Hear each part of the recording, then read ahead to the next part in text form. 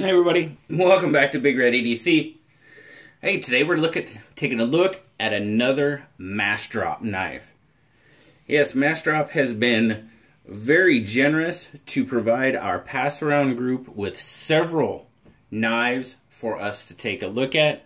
This is just yet another one. I also have the Massdrop Terzula CTF to take a look at. A review from that will be coming up very soon. But right now we're going to be talking about the Massdrop Ochs Orca. Now, as I said, it was provided to us by Massdrop, produced by Massdrop, designed by Ochs, and manufactured by Riot Knives. So let's zoom out and we're going to take a look at this guy. There we go. Now the first thing that immediately caught my eye was this marbled carbon fiber. Now, as you know, if you've watched a few of my videos, you know, carbon fiber, I can really take it or leave it.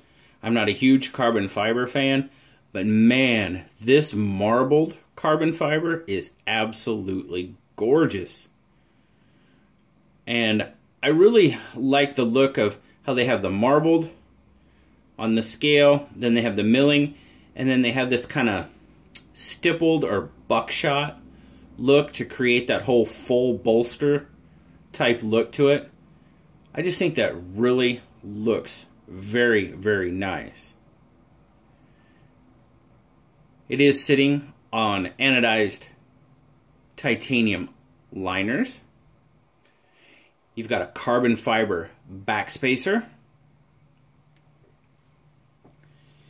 Then you've got this awesome looking Mokutai pocket clip, which gives you right hand tip up carry only, as you can see the curvature in the pocket clip. Then you also have the blue anodized hardware, screws, pivot cap, and thumb screws that just really kind of set this knife off. Now, there are two carbon fiber versions. You have the blue, and then you also have one that has anodized purple hardware. So I really like the way the blue looks against that carbon fiber. Now, the Orca has got a 4.5-inch handle length, and it's got about a 4-inch, what I would consider full grip length.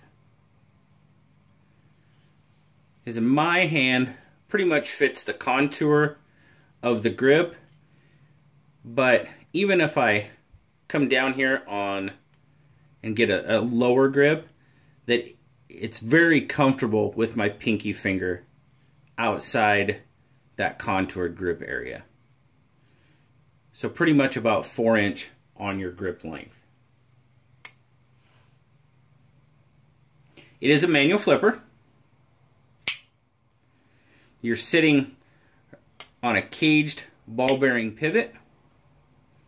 And as I said, you've got the titanium liner lock.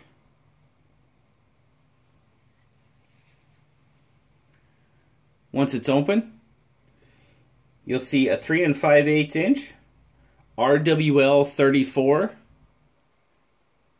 stainless steel harpoon blade, satin finish with a 3 3/8 inch cutting edge on it. You see there, you've got some blade art, Massdrop CL073. And this side, you've got the RWL 34 and then the Ochs Orca logo. You've got an 8-inch fully open length on the Orca. So a decent sized knife. Let's get our scale out. We'll get a weight. We'll get some measurements. Talk about how this guy carried in the pocket. Zoom in a little. Starting out in grams, we are looking at right about 125 grams, or 4.4 ounces. Not a bad weight at all. Now for our pocket measurements, as far as thickness goes, just over that kind of half-inch benchmark we look at 0.58. And at its widest point, it's basically going to be the widest part of that harpoon. We are looking at just under 1.5 inches at 1.43. Now, I will tell you this knife carried very well. Your pocket clip is not overly deep carry, but you don't have a whole lot sticking out there. So whether it's deep carry or not, you don't have a whole lot exposed. And it rides in the pocket very well. No problems carrying it. Didn't think it was a pocket hog or anything like that. So very, very good carrying knife. Now, my overall take on it. I am, as I said, I was blown away by the look of that marble carbon fiber right off the bat. It's something that just really catches my eye about just the contrast between the marble and the stippled look and then the blue accents on the blade. Just really, really catches my eye. Very smooth action. No problem whatsoever. Now, like I said, it is a flipper, but you also have the thumb studs that you can open it very easily with. No issues there. So you basically have a dual, for me, it's a dual opener. Now, some people may be able to spidey flick it. I think that detent is dialed in a little too much for the flipper to be able to spidey flick it. But again, I'm a guy that has a really hard time spidey flicking a Spyderco. So some of you might be able to do it. Not this guy. Keep talking about that blade a little bit. Got a pretty good choil on it. Now the one thing you can see here is your thumb studs. The thumb studs are in, they're kind of in the cutting path right at the back edge of it. So I know, some people do have an issue with that. It's not too bad, but something to point out. I'm loving a harpoon blade. I don't know what it is about that blade style, but it just really, really stands out to me. Satin finish, very well done. Overall, great looking profile to this knife in my eyes. When we move down to the ergonomics in hand, as I've said here a few times, I swear that these knives that we're getting in the pass around are just made for me.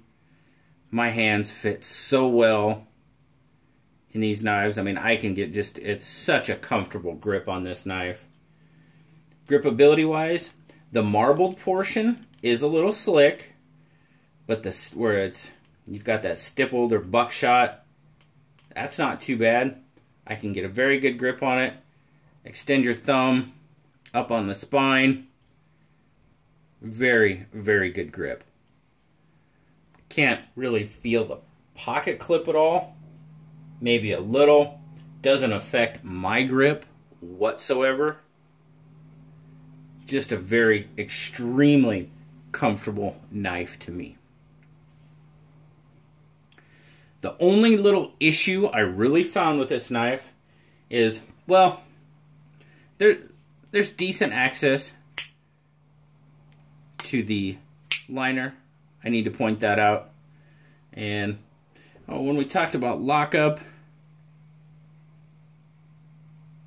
it does have a very solid lockup. No play, no wiggle, nothing like that. And I'm seeing, probably 25% on the lockup.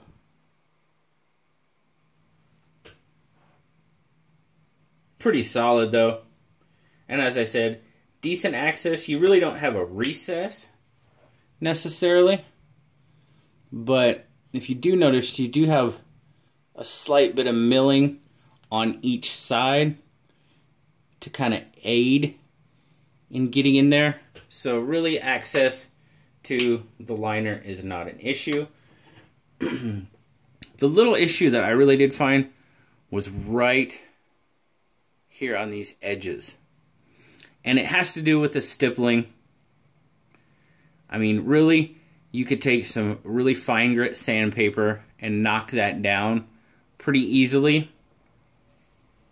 But as we talk about here in a bit, for the price tag that comes with that knife, I personally would expect something like that to be addressed in the production. Honestly, I would. And I know we're going to talk here in a little bit, we're going to talk about price and stuff like that. And I really have to, I'm going to take a minute to tell you to go take a look at JT's Knife Life's video. He just put a video out about expensive and overpriced and that type of thing. And I really enjoyed that video. He brings up some very good points. So I highly recommend you check out JT's video. I can't remember the exact name of it, but I know it has expensive or overpriced, you know, what's the difference, so on and so forth. Highly recommend you check out that video.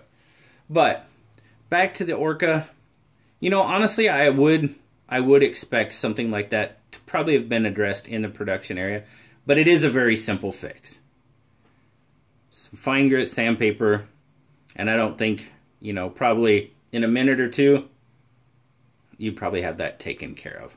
Now, like I said, this is a pass-around knife, so I'm not going to alter it in any way, shape, or form. But just an overall fantastic looking knife. Blue dug it as well. He gave it an 8.5 overall. Now, as I was saying, the G10 versions of the Orca start at $200. The marble carbon fiber, and like I said, there's a blue, you have the blue accents or the purple accents on the marble carbon fiber. That is an extra $125. So this version of the Orca sells on Massdrop for $325. That, for me, would fall into the Grail category, just due to price alone. But I highly recommend you go check out JT's Knife Life's video on that very subject here. He just put it out 3 or 4 days ago. So, once again, we have to thank Massdrop. I've got this Massdrop knife. I also have the Massdrop Terzula CTF that is in for review. So that one will be coming up pretty soon. But thank you very much to Massdrop for letting us take a look at these very, you know, some of these knives are pretty high, you know, to me, are pretty high-end knives. I would consider them. They're not customs or anything like that. But to me, a $325 knife is a higher-end knife. I mean, that's just my perspective on it. So thank you very much, Massdrop. I personally greatly appreciate it. But as always, guys, I thank you very much for spending some time with me today, checking out my review of the Massdrop Eric Ochs designed Orca, manufactured by Riot Knives. As always, guys, like, subscribe, leave me a comment. I love talking to y'all. And until next time, I'll talk to y'all later. Bye-bye.